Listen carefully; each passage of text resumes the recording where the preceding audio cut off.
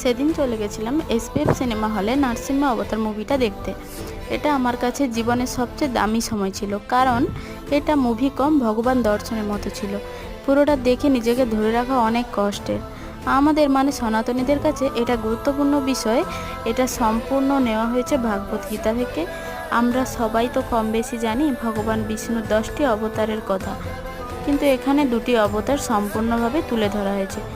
ভগবান যুগে যুগে অধর্মের বিনাশ করতে এসেছে।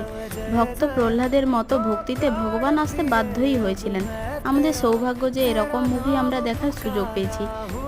এই যে পার্টটি, এটা তোমরা দেখলে তোমরাও নিজেদেরকে ধরে রাখতে পারবে না, কারণ ভক্ত প্রহ্লাদের ডাকে ভগবান দর্শন দিয়েছেন।